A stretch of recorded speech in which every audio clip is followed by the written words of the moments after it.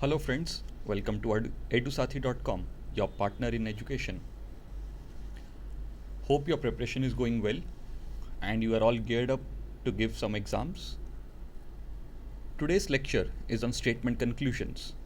This topic comes in logical reasoning section, a part of verbal logic. A relatively straightforward topic with only one or two important points. Please spend few minutes on this PPT, on this video lecture, and then solve few questions to master this topic.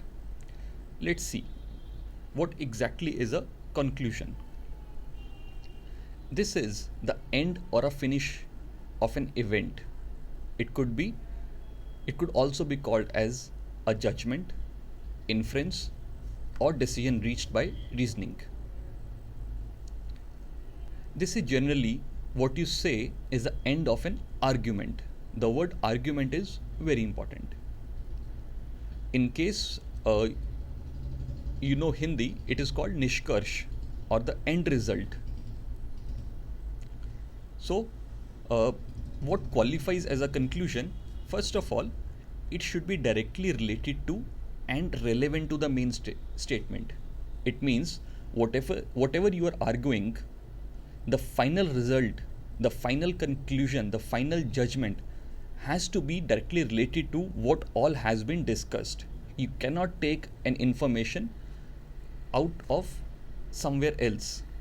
Whatever is given, whatever things have been discussed, the conclusion will always be based upon that. So here comes the second point. It should be implicit to the main statement. Implicit means included in the main statement. So the main statement will be the arguments that you have given. Whatever you have said, whatever lines you have said, whatever reasons you have given for a particular instance, the final conclusion has to agree to all those arguments. In case something is missing, you cannot add anything from your own while giving a final conclusion. It would be like few lines would be given, or one or two lines could be given, and you would be asked what all can you gather from these lines, what all things can you infer from these lines. Okay, so it could be one line or multiple lines, as in a passage from which you have to derive a conclusion or an inference or a judgment. A very simple example could be, in case we add 2 in 2, you can conclude or you can infer that the result would be 4. A very, very simple, a very, very simplistic argument to state this fact. Now, what is a caution in this? You have to only respond in accordance to what has been stated. As I have said earlier, whatever has been given in the lines or a line in the paper, you have only to respond according to that. What you assume to be true, or what you would have done in the situation, or what you think could be there is not asked. Okay, so your assumption is not to be counted anywhere. So a trick that an examiner will play with you would be to give few options as assumptions also. Now you must have studied assumptions in the previous lecture. So let's see how they are different. Conclusions are backed by facts.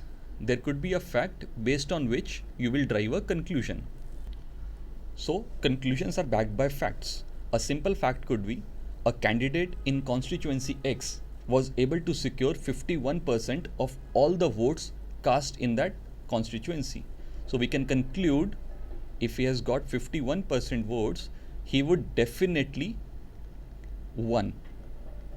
Of all the votes cast, he got 51%, so he definitely would have won. This is a basic conclusion that you can always give. Assumptions is a thing what the speaker assumed to be true. It may or may not be true, like we discussed in the last lecture.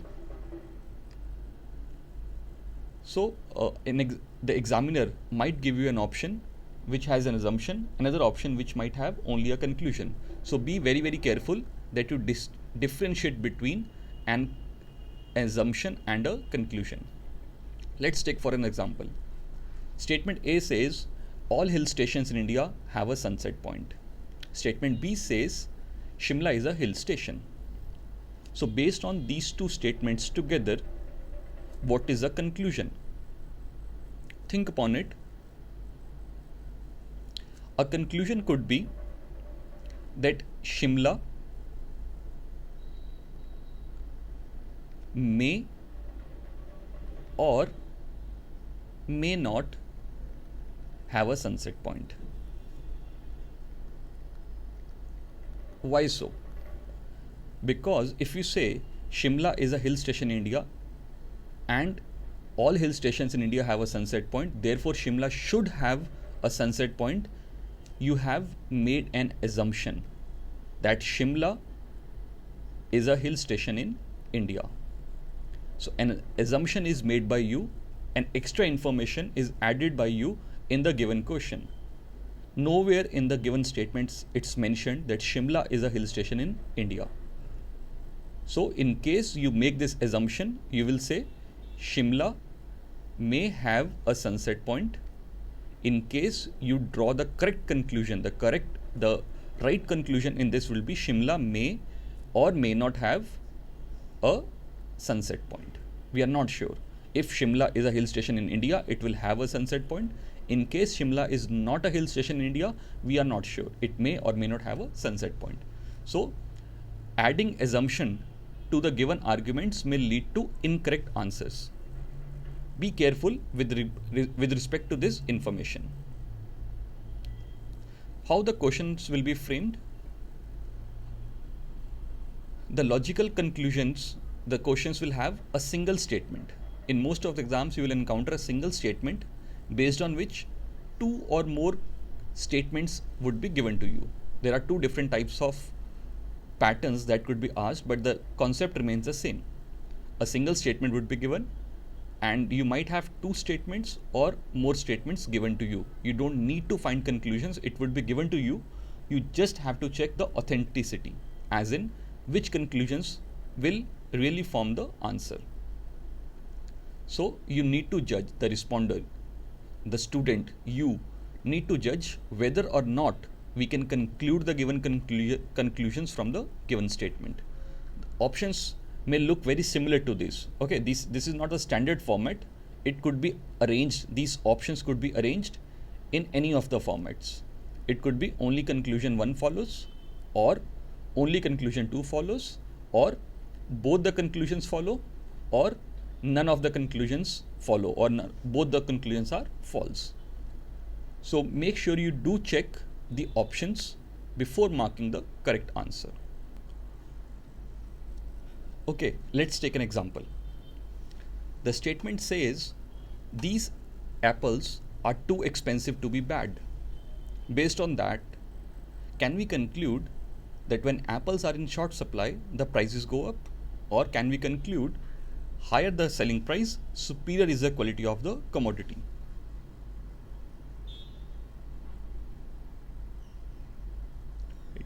So let's understand.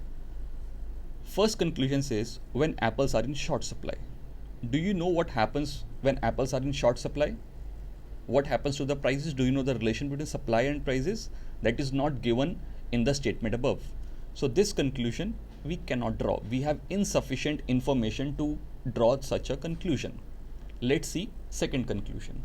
It says higher the selling price, superior is the quality. It means price is directly proportional to the quality of the commodity. So it means if a commodity is expensive, it would be of good quality. So these apples are too expensive. It means the price is very high to be bad. It means if a thing is expensive, it will not be bad, it would be good. So that information we can derive from the statement given above. So we will say conclusion 2 is true. Why? Because price is directly proportional to quality. Higher the price, better is the quality. Okay. Let's see another example. Statement says, in a one-day match, the total runs scored by a team were 200, out of which 160 runs were made by the spinners.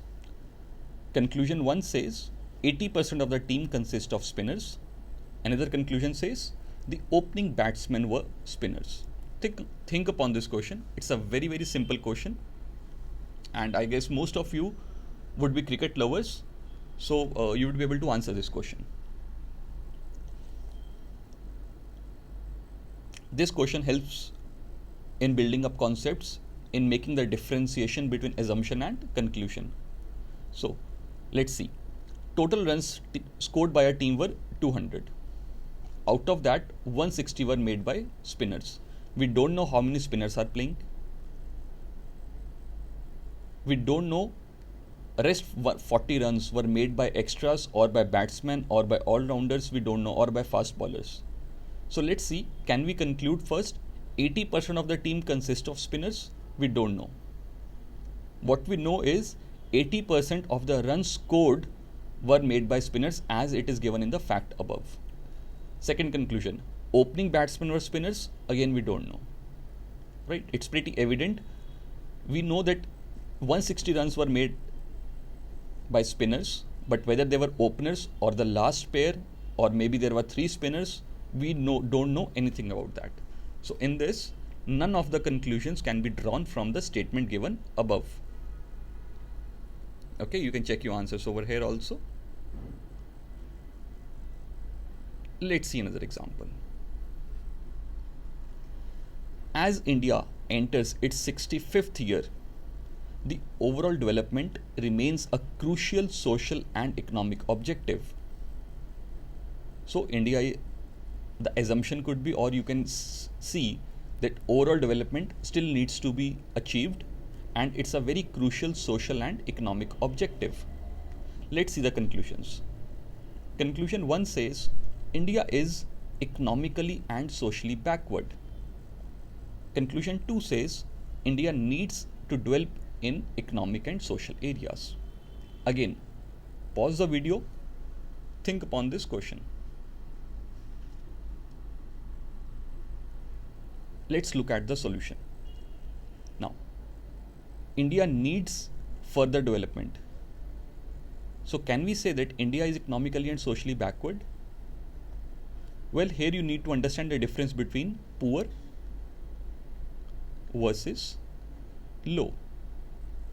In case you have scored 85% marks in your boards, are those poor or low? Let's say you were expecting 90% and you scored 85%, right? So those are low marks. Poor marks would have been 50, 55 or 60% in case you were expecting around 90%. So there's a difference between poor and low. Low and poor, they are not equal. So we need further development. It doesn't mean we are backward. So we will not mark this conclusion. This is a very important concept which is tested again and again in one of the exams every year. Then we have another conclusion. India needs to develop in economic and social areas. Yes, it's very, very evident in the statement given above that the development remains a crucial social and economic objective. It means we need to develop socially as well as economically to achieve the objective of overall development.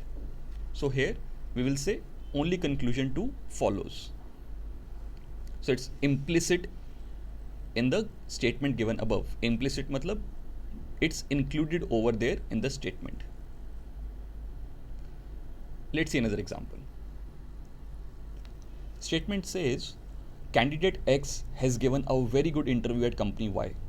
The probability of his selection is very high. So we have combination of two statements. One regarding the performance of a candidate at an interview. Second, the probability of his selection is very high. So what can you conclude? Conclusion 1 says candidate X will be selected. Conclusion 2, candidate will not be selected. It's a pretty straightforward answer. Can you say that candidate X will be selected? Can you conclude this? Can you say with surety just because his probability is high? Let's say it's 99%, but can you be sure that he will be selected? No, we cannot say this. Let's say his probability is very high, 99% or 90%, but there's a 10% chance he might get rejected. But can you say for sure that he will not be selected? No. But you know what? Either of this conclusion have to be true. He will either be selected or not be selected. So conclusion 1 is a mere possibility, conclusion 2 is a mere possibility.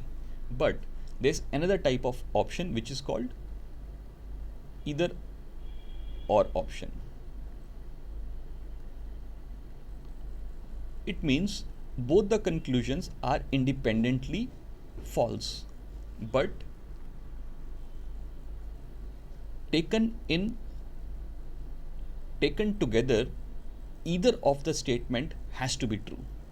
So this is a special kind of questions that are asked in the exams recently, mainly in bank PO exams or SSC exams, that another option is given either or, that independently they are false, but taken together, so there will be another option, either statement, either conclusion 1 or conclusion 2 follows. So that will be true because the probability would be 50%. Either he will be selected or not selected. That is for sure that one of these will happen. So understand this concept of either or. So whenever a question is there in front of you with an option of either or, do check in case both the options comes out to be true or false. Let's see another example. Statement says morning walk is good for health. So what can you conclude? All healthy people go for morning walks? Or evening walks are harmful? Or all people who go for morning walks are healthy? Relation given is,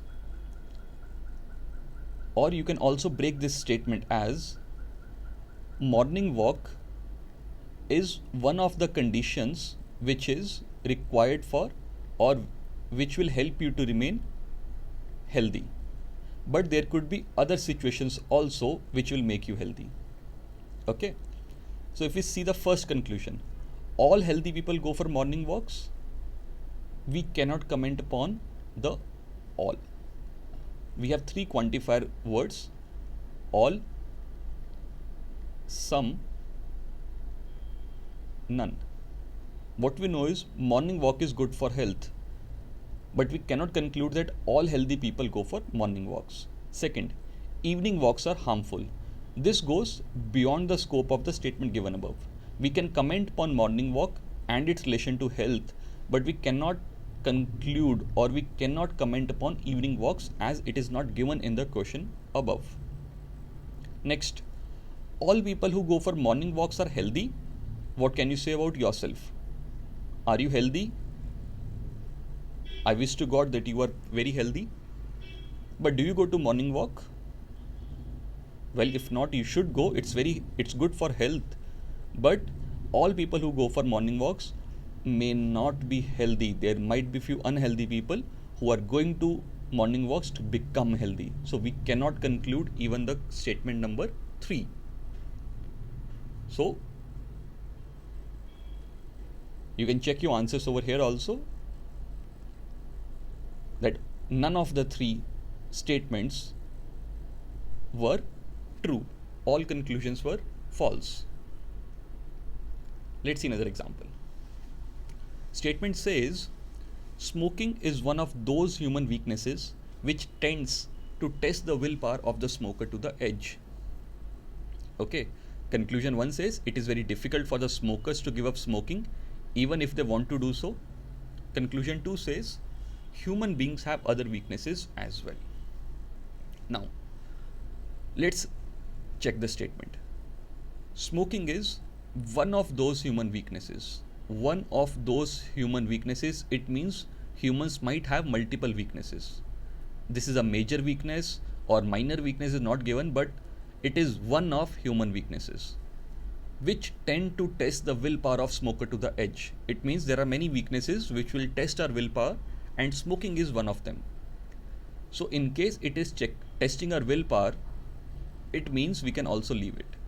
So, but it would be very difficult if something is checking our willpower to the edge, it means something is very difficult. Okay, so it is very difficult for the smokers to give up smoking even if they want to do so. So even if they want that, no, I will not be smoking, it becomes very difficult because it will be checking your willpower to the edge. So this is a very valid conclusion that can be directly drawn from the statement given above. Next conclusion, human beings have other weaknesses as well. Yes, it's stated one of those human weaknesses. It means human beings have other weaknesses as well. So both the conclusions are true. So I hope you have understood the topic well, you have understood the examples well. So I'll request you to please solve few questions to master this topic. These verbal logic questions or verbal logic part is a very simple topic. In case you encounter 20 questions in your paper across all different verbal logic topics, it will hardly take around 8 to 10 minutes to solve it. So these topics are time saving and you can draw a lot of accuracy into this. You do not need to solve a lot of things, you just need to read, think and mark the answers. So I'll request you to master the topic of verbal logic, solve few questions. It's very easy to prepare. You can prepare the entire verbal logic in 1 week and you can expect a good score from your verbal logic part. So wish you all the best for your exams. I hope you continue to prepare at EduSathi. Thank you.